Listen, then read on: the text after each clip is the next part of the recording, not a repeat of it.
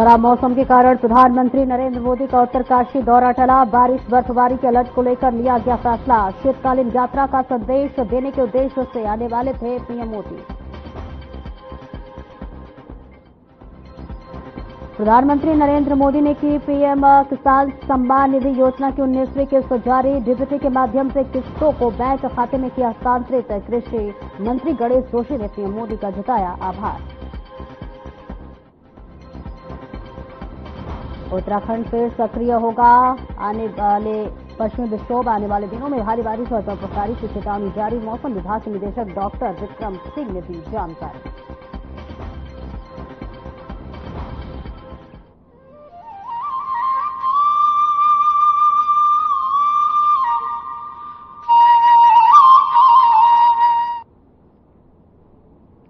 नमस्कार, खबर उत्तराखंड देख रहे हैं आप और मैं हूं आपके साथ सपना दीपक मतेशिया। बुलेटिन का आगाज करेंगे।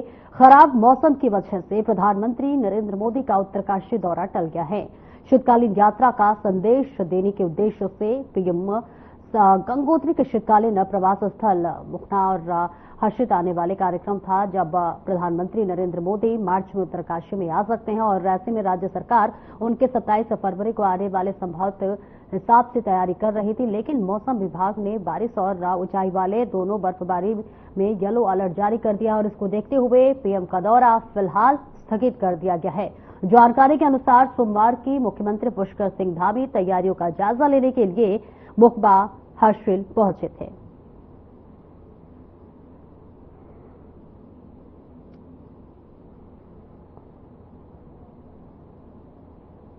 और देखिए, इस बीच तस्वीरें आपको दिखा रहे हैं जहां पर देश के प्रधानमंत्री नरेंद्र मोदी काशी आने वाले थे और ऐसे में देखिए खराब मौसम की वजह से उनका जो ये दौरा है उसे टाल दिया गया है। मौसम विभाग ने चेतावनी जारी की है। जो पहाड़ी क्षेत्र है ऐसे जगहों पर येलो अलर्ट जारी किया गया है, जिसको देखते हुए देश के प्रधानमंत्री नरेंद्र मोदी का ये जो दौरा है वो फिलहाल स्थगित कर दिया गया है और ये कयास लगाए जा रहे, संभावना जताई जा रही है कि मार्च में देश के प्रधानमंत्री नरेंद्र मोदी काशी का दौरा कर सकते हैं। और ऐसे में आपको बताते चले कि संभावित दौरे को लेकर मुख्यमंत्री ने कल यानी कि सोमवार को जायजा भी लिया था। और वहीं प्रधानमंत्री नरेंद्र मोदी का उत्तरकाशी जिले का प्रस्तावित दौरा स्थगित कर दिया गया है और अब प्रधानमंत्री 6 मार्च को मुखबा आ सकते हैं। और ऐसे में ये जो फैसला लिया गया है वो मौसम विभाग के जो है भविष्यवाणी करने के बाद कि देखिए जो है बारिश होगी इस वजह से, और वही वर्षा भारी बर्फबारी के पूर्वानुमान को देखते हुए ये फैसला किया गया है।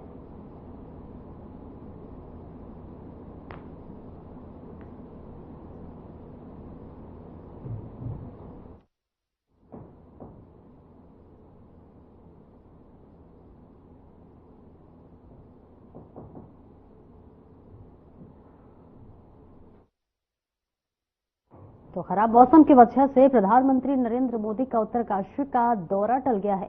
शीतकालीन यात्रा का संदेश देने के उद्देश्य से पीएम गंगोत्री के शीतकालीन प्रवास स्थल मुखबा और हर्षिल आने का कार्यक्रम था और अब वह मार्च में आ सकते हैं।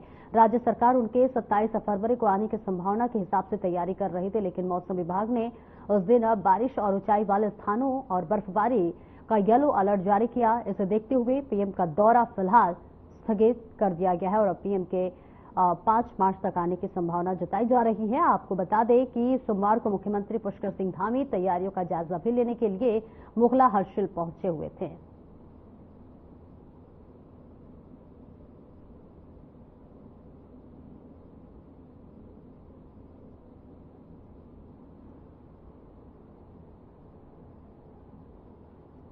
और प्रधानमंत्री नरेंद्र मोदी ने पीएम किसान सम्मान निधि योजना की 19वीं किस्त जारी कर दी है। डीबीटी के माध्यम से इस किस्त को किसानों के बैंक खाते में हस्तांतरित किया गया है। इस अवसर पर देहरादून के सरखेत गांव मालदेवता में कार्यक्रम का सीधा प्रसारण किया गया। कार्यक्रम में पहुंचे राज्य के कृषि मंत्री गणेश जोशी ने प्रधानमंत्री नरेंद्र मोदी का आभार जताते हुए कहा कि प्रदेश के 8,21,097 किसानों के 181 करोड़ रुपए की धनराशि जारी की गई है। और वहीं देहरादून के सरखेत गांव मालदेवता में आयोजित इस कार्यक्रम में कृषि मंत्री गणेश जोशी ने कृषि कार्यों को सुगम बनाने के लिए प्रदेश की स्वयं सहायता समूहों को सहायता चेक भी वितरित किया। सहायक चेक प्राप्त होने के बाद महिला स्वयं सहायता समूह की महिलाओं ने सरकार का आभार व्यक्त किया।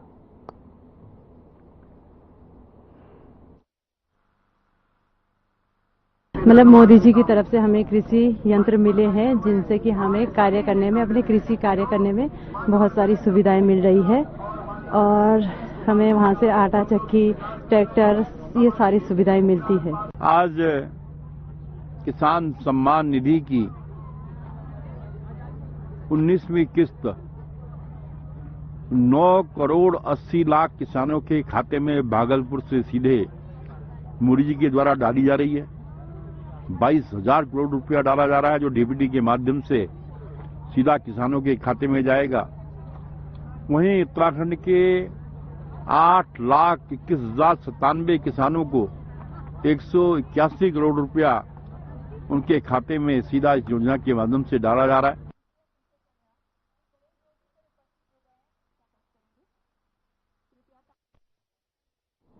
और बीजेपी अध्यक्ष महेंद्र भट्ट द्वारा मीडिया और सोशल मीडिया में मंत्री प्रेमचंद अग्रवाल को लेकर चल रही खबरों को लेकर कानूनी चेतावनी देने के मामले में अब कांग्रेस ने बीजेपी प्रदेश अध्यक्ष को आड़े हाथों ले लिया है। कांग्रेस नेता गुड्डू सिंह चौहान ने कहा है कि महेंद्र भट्ट तब क्यों चुप थे जब उनका मंत्री पहाड़ियों को गाली दे रहा था।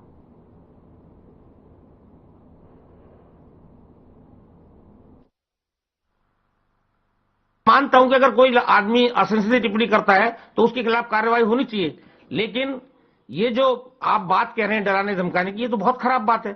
अगर पहाड़ के लोगों को गाली दी है तो पहाड़ के लोग प्रतिक्रिया तो व्यक्त करेंगे ही। संवैधानिक रूप से सारे लोग करेंगे, लोकतांत्रिक रूप से सारे लोग करेंगे। हाँ, कोई असंवैधानिक भाषा का प्रयोग करता है, कोई गाली गलौज करता है तो उस पर कार्रवाई होनी चाहिए। लेकिन इस तरह से, जिस तरह से माननीय भट्ट जी कह रहे हैं कि सारे लोगों पर कार्रवाई, उन लोगों पर कार्रवाई होनी चाहिए जो सोशल मीडिया पर डाल रहे हैं, तो ये तो उचित बात नहीं है, अनुचित बात है, ये तो तानाशाही है।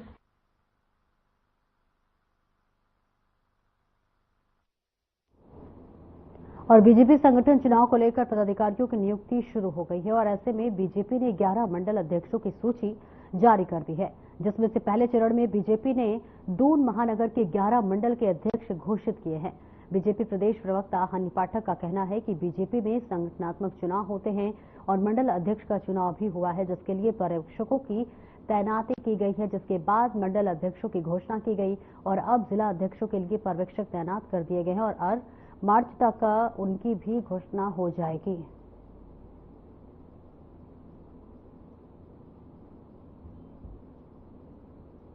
और देखिए 11 मंडल अध्यक्षों को अब उसकी सूची जारी कर दी गई है। बीजेपी प्रदेश अध्यक्ष की भी जो है सूची जारी कर दी गई है। 11 मंडल अध्यक्षों की सूची जो है वो जारी कर दी गई है और लगातार पदाधिकारियों की नियुक्ति है वो अब शुरू हो गई है। एक नई जिम्मेदारी मिलेगी, जहां बीजेपी प्रदेश प्रवक्ता ने इस बात की जानकारी साझा की है कि 11 मंडल अध्यक्षों की जो सूची है वो जारी कर दी गई है। तमाम उन दिग्गज नामों को शामिल किया गया है जिनको कहीं ना कहीं जनता से उम्मीद थी और ऐसे में उनकी उम्मीदों को पूरा करते हुए 11 नाम घोषित कर दिया गया है और इस सूची में शामिल कर दिया गया है, जिसकी जानकारी जो है आपको बता दें कि प्रदेश अध्यक्ष ने दी है। पदाधिकारियों की नियुक्ति है अब लगातार शुरू होती हुई नजर आ रही है, जिसमें अभी फिलहाल 11 वो नाम हैं जिनको जारी कर दिया गया है और जो नाम है उस पर चर्चा किया जा रहा है। 11 मंडलों के अध्यक्षों की जो सूची है वो जारी कर दी गई है और बाकी के जो बचे नाम है उस पर भी मंथन चल रहा है।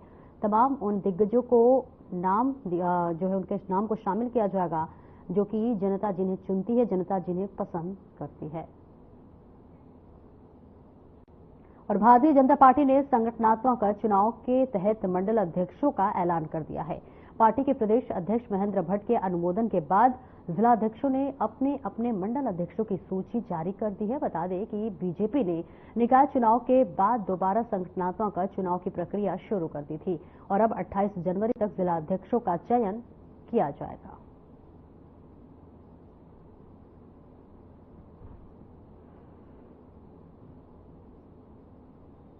कौन जा रहा है? बहुत दूर है।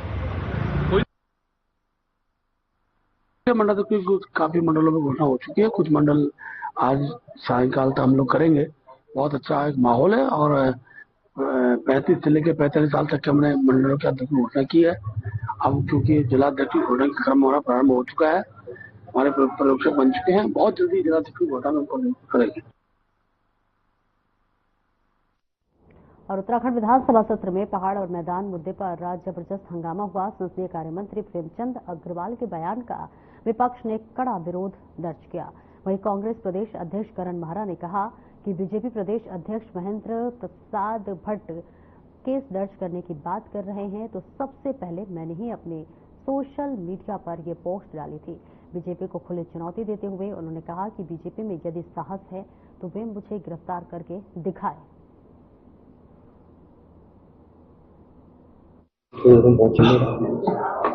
सबसे पहले तो करण मेहरा ने वीडियो डाला था और मैंने पूरे प्रदेश में पुतले फुकवाए हैं मंत्री और सरकार के।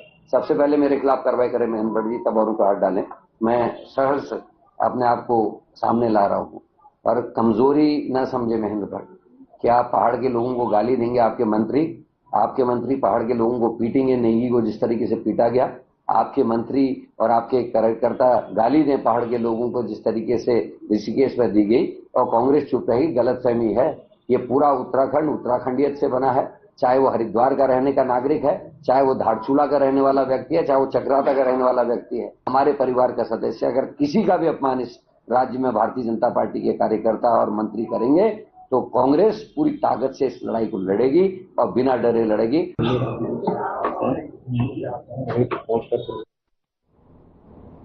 ऋषिकेश में विधायकों के खिलाफ गुस्सा भड़क गया है। गुस्सा लोगों ने दून तिराहे पर कांग्रेस के विधायक हरीश धामी और लखपत बुटेला का पुतला दहन किया है और नारेबाजी करते हुए प्रदर्शन भी किया है। जानकारी के अनुसार 2 दिन से सोशल मीडिया पर कांग्रेस विधायक हरीश धामी का एक वीडियो तेजी से वायरल हो रहा है, जिसमें विधायक हरीश धामी समाज के एक वर्ग को गाली देते हुए सुनाई दे रहे हैं। गाली देने के दौरान विधायक लखपत बुटोला भी हरीश धामी के साथ मौजूद है और इस वीडियो में ऋषिकेश के लोगों में काफी नाराजगी देखी जा रही है। तो वहीं प्रदर्शनकारियों का नेतृत्व कर रहे राजू शर्मा और सोनू पांडे ने प्रदर्शन के बाद कहा है कि राज्य के लोगों को पहाड़ और मैदान बाद की आग में न झोंका जाए। हमने आज यहाँ पर देहरादून तिराहे पर ऋषिकेश में पुतला दहन करा है और बिल्कुल जैसे विरोध प्रदर्शन करते हैं वैसे करा है। हमने पुतला जलाया, पुतला दहन करा और अपना विरोध दर्ज करा। ना हमने पुतले को गाली दी, ना हमने पुतले में जूते मारे, ना हमने पुतले की शव यात्रा निकाली। तो जो ये कांग्रेस के विधायक हैं हरीश धामी जी और लखपत बुटोला जी, जो इनकी तरफ से एक समाज को अपशब्द कहा गया है और एक बार नहीं कई बार कहा गया है, हमने उनका आज विरोध दर्ज करा है अपने चंदेश्वर नगर के लोगों के माध्यम से। और बीते दिनों संपन्न हुए उत्तराखंड के बजट सत्र के दौरान वित्त मंत्री के विवाद का मामला थमने का नाम नहीं ले रहा है, जिसके चलते भाजपा मुख्यालय में बीजेपी प्रदेश अध्यक्ष महेंद्र भट्ट ने वित्त मंत्री प्रेमचंद अग्रवाल को शामिल करते हुए एक बैठक बुलाई, जिसके बाद महेंद्र भट्ट ने सोशल मीडिया में चल रही बातों का खंडन करते हुए कार्रवाई की मांग की है। इसके बाद कांग्रेस वरिष्ठ नेता गणेश गोदियाल का भी बयान सामने आया है, जिसमें उन्होंने कहा कि भाजपा अपने मंत्री को तो संभाल नहीं पा रही है, दूसरे विपरीत लोगों पर की ही कार्रवाई की बात कर रही है। अग्रवाल जी के द्वारा जो ये गाली का प्रकरण है, एक वर्ग को गाली देने का प्रकरण है, इस प्रकरण पर माफी मांगने के बजाय भारतीय जनता पार्टी लोगों पर आक्रामक होने का रवैया अपना रही है। अभी अभी भारतीय जनता पार्टी के प्रदेश अध्यक्ष और राज्यसभा के सदस्य महेंद्र भट्ट जी का वक्तव्य सामने आया है। कृपया इस वक्तव्य को सुनिए। जिस प्रकार की टिप्पणियां जिनके द्वारा भी लिखी जा रही है, जिनके द्वारा इस प्रकार पोस्ट हो रहे हैं, वो सबके सब दोषी है। मैं मुख्यमंत्री से आग्रह भी करूंगा कि देवभूमि के अंदर इस प्रकार के पोस्ट करने वालों को एक विशेष नजर रखनी पड़ेगी और सोशल मीडिया में भी जो क्षेत्रवाद की बात, जातिवाद की बात इस देवभूमि के खड़ा करते हैं, उन पर प्रशासनिक रूप से भी कड़ी कार्रवाई होनी चाहिए। कि भारतीय जनता पार्टी के प्रदेश अध्यक्ष महेंद्र भट्ट जी कह रहे हैं कि ये जो सोशल मीडिया पर इस प्रकरण में जो अपनी राय रख रहे हैं, जो टिप्पणियां कर रहे हैं, इन पर मैं मुख्यमंत्री जी से कहूंगा कि इस पर वो कार्रवाई करें। राजनीतिक क्षेत्र के अंदर जनप्रतिनिधि जो होता है उसको संयम के साथ रहना चाहिए। अभी हमारे मंत्री हैं, लगातार चौथी बार के विधायक हैं, तो ये कहना हर बार ज्यादा मतों से जीतते हैं, तो ऐसा नहीं कि एक पक्ष विचार किया जाए, लेकिन क्योंकि जब विषय समाज के बीच में दुष्प्रचार का चलता है तो पार्टी दिशा निर्देश ही दे सकती है। और हमने उनको इस बात के लिए बहुत कड़ाई से कहा है कि इस प्रकार की जो शब्दावली है और जिसमें राज्य का वातावरण खराब होता है, उस प्रकार वो संयम बरतें। और अपने अस्तित्व की लड़ाई के बुरे दौर से गुजर रही उत्तराखंड की एकमात्र क्षेत्रीय पार्टी उत्तराखंड क्रांति दल ने अब अपने दल के अनुशासन को और मजबूत करने पर जोर दिया है। उत्तराखंड क्रांति दल के अनुशासन समिति के केंद्रीय अध्यक्ष महेंद्र सिंह रावत ने साफ किया है कि दल विरोधी गतिविधियों में यदि यूकेडी का कोई भी नेता जो है या फिर कार्यकर्ता लिप्त पाया जाता है तो उसके खिलाफ कड़ी कार्रवाई की जाएगी।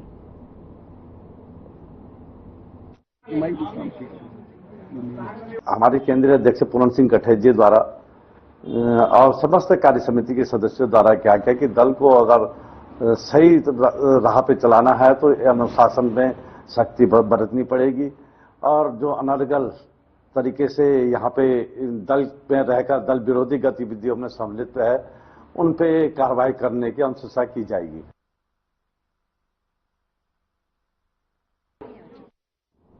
और आयुष मंत्रालय ने प्रकृति परीक्षण की सफलता से खुश होकर आयुर्वेद चिकित्सकों का श्रेय दिया है। आयुष मंत्री ने भी चिकित्सकों का जोश भरते हुए उनकी सराहना की है।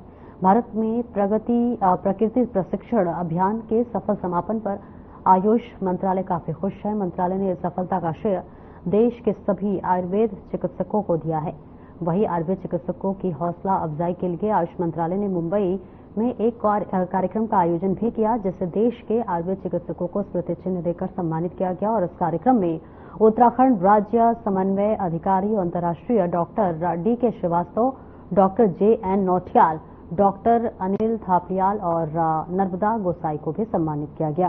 केंद्रीय आयुष मंत्री प्रताप राव जाधव और महाराष्ट्र सरकार में आरोग्य एवं परिवार कल्याण मंत्री प्रकाश आंबेडकर ने सभी आयुर्वेद चिकित्सकों को अपने हाथ से सम्मानित कर उनकी हौसला अफजाई की है। समाधान पाने पर आयुर्वेद चिकित्सक काफी खुश नजर आए। मानता हूं राज्य कोऑर्डिनेटर के रूप में सम्मिलित होने का मौका मिला, जहां पे पूरे देश में अच्छी इस अभियान को संचालन के लिए सभी को सम्मानित किया गया। मैं बड़ा ही अपने को भाग्यशाली मानता हूं कि इस अभियान में अपनी सार्थक भूमिका के साथ उत्तराखंड में देश का प्रकृति परीक्षण अभियान बहुत ही सम्मानजनक तरीके से हम लोगों ने फेज फर्स्ट को खत्म किया।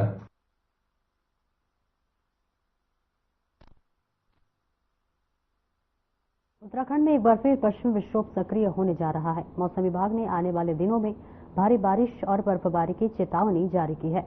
मौसम विभाग के निदेशक डॉक्टर विक्रम सिंह के मुताबिक 26 फरवरी से पश्चिम विक्षोभ सक्रिय होने जा रहा है। इसके बाद 27 और 28 फरवरी से अधिकांश जनपदों में बारिश और बर्फबारी की उम्मीद है। इसके अलावा 3000 मीटर में अधिक की ऊंचाई वाले क्षेत्र उत्तरकाशी, रुद्रप्रयाग, चमोली, पिथौरागढ़ और रुद्रप्रयाग में भारी बारिश की चेतावनी की संभावना जताई गई है।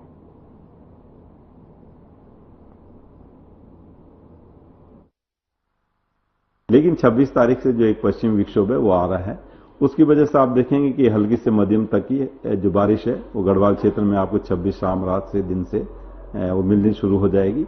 और जो कुमाऊं क्षेत्र के भी अंदर के डिस्ट्रिक्ट उनमें भी कहीं कहीं पर जो है, जो पिथौरागढ़ है, बागेश्वर है, उनमें मिलेंगी 26 को भी जो है। जब आप 27 को जा रहे हैं तो रेनफॉल एक्टिविटी में काफी बढ़ोतरी हो रही है।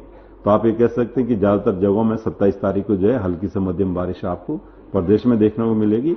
और इसी तरह जो 28 तारीख को भी है, उस दिन भी जो है अधिकांश जगहों में हल्की से मध्यम बारिश आपको प्रदेश में देखने को मिलेगी।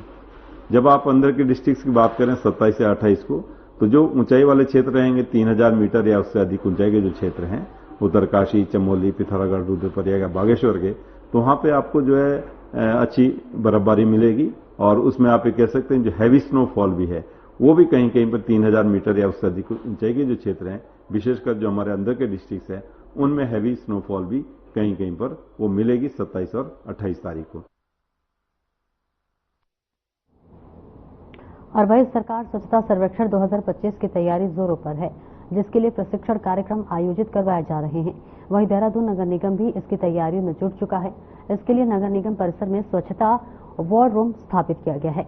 शहर की साफ सफाई की प्रत्यक्ष रूप से देखा जाएगा। उन्होंने कहा कि देहरादून नगर निगम क्षेत्र के अंतर्गत आने वाले सभी वार्डों की सब जोन में बांटा जाएगा।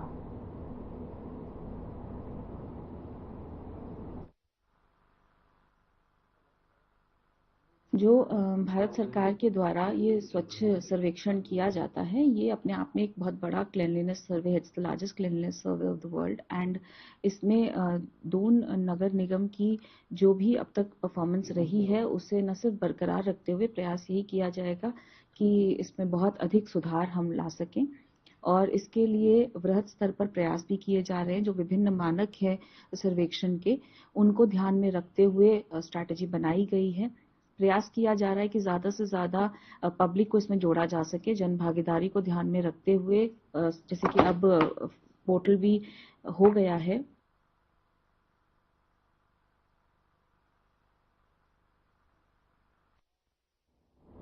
और स्वच्छ सर्वेक्षण की रैंक में सुधार के लिए देहरादून नगर निगम जन सहभागिता की उम्मीद लगाए हुए हैं। निगम का मानना है कि दून की स्वच्छता रैंकिंग का सुधार दून के लोगों के लिए ही हाथ में है। लोग साथ ही दे और कर्मचारी ईमानदारी से काम करे तो रैंकिंग में सुधार हो सकता है। देहरादून में अब तक 100% डोर टू डोर कूड़ा उठान नहीं होता तो लोग सड़क किनारे कूड़ा डाल देते हैं। इसके अलावा देहरादून के लोग आज तक गीले सूखे कूड़े का मतलब नहीं समझ पाए हैं। स्वच्छता रैंकिंग में सुधार के लिए नगर निगम की ओर से पुराने कूड़े हैं निस्तारण पर काम शुरू कर दिया गया है।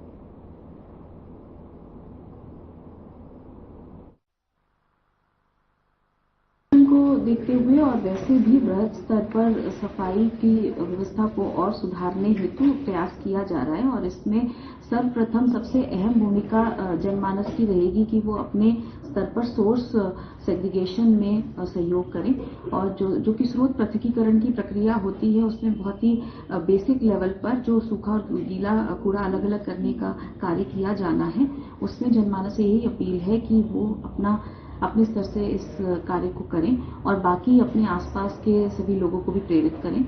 इसके अलावा जो हमारे पब्लिक एरियाज हैं, रोड्स हैं, कुछ कॉमन स्पेसेस हैं, उन सब में लिटरिंग को अवॉइड करें और जितना हो सके लोगों को भी प्रेरित करें कि इन एरियाज को साफ रखें।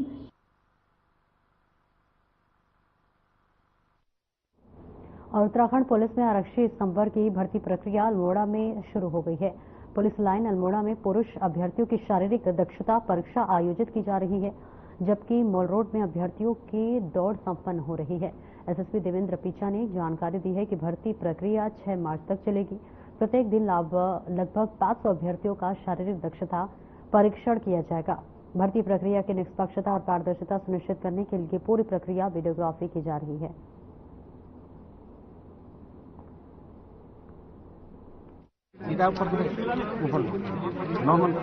नाम बताओ। देखिए, ये अल्मोड़ा में जो भर्ती आज से शुरू हुई है वो 6 मार्च तक ये चलेगी। प्रत्येक दिन 500 अभ्यर्थियों को यहाँ पर बुलाया जा रहा है, जिनका फिजिकल नाप तोल के बाद बाकी जो आइटम है फिजिकल के, वो आइटम हमारे द्वारा इसमें किया जा रहा है। और पूरी जो वीडियोग्राफी जो पूरा इवेंट है वो सब वीडियोग्राफी के अंडर में हो रहा है, तो इसमें कोई इफ एंड बट की बात ही नहीं है। जो चीजें सब सामने, बच्चों से साइन भी यहाँ पर हम बाद मार्क्स में करवा रहे हैं, तो सब कुछ पारदर्शिता के साथ में यहाँ पर हम लोग यहाँ पर भर्ती कर रहे हैं। और मेरा मानना है, और सभी जो हमारे जो एग्जामिनर है उनको भी यही बताया गया कि भाई पूरे निष्पक्षता के साथ यहाँ पर एग्जाम करें।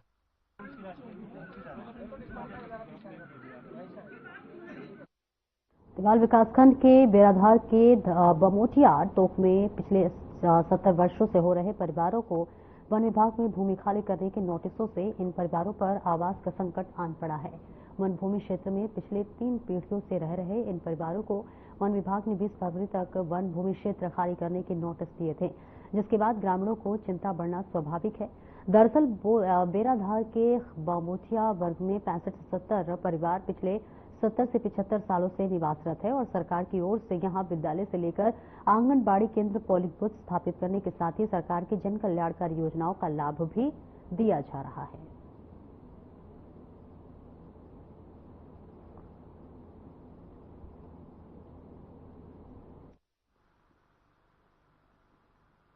पिछले कुछ दिनों से जो वन विभाग द्वारा बेदखली के नोटिस तमाम भूमिहीन किसानों को जारी किए गए हैं, इस पर तमाम किसानों की कल देवाल में बैठक हुई और उन्होंने ये निर्णय लिया कि जब तक सरकार हमें भूमि का मालिकाना हक न दे और ये बेदखली के नोटिस वापस न करे, तब तक ये अनिश्चितकालीन आंदोलन उत्तराखंड किसान सभा पिंडर क्षेत्र के बैनर तले यहाँ थराली तहसील में आयोजित होगा और आज तहसील ये धरने का प्रथम दिन है।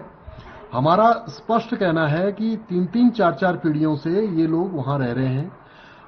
प्रदेश के इन पहाड़ी जनपदों से जो साधन संपन्न लोग हैं वो मैदानों की ओर शिक्षा के अभाव में, स्वास्थ्य के अभाव में, लोक परिवहन की व्यवस्था के अभाव में, रोजी रोटी के अभाव में वो पलायन कर रहे हैं। हम लोगों को जो वन भूमि खाली करने का नोटिस, उस संबंध में आज हम लोगों ने जो है यहाँ पर धरना प्रदर्शन किया है।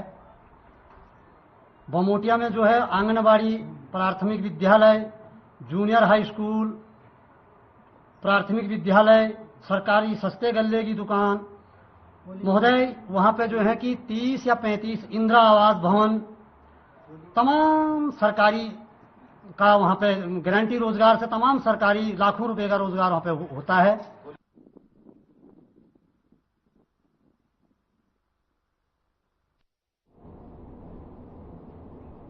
फिलहाल इस बुलेटिन में इतना ही। नमस्कार।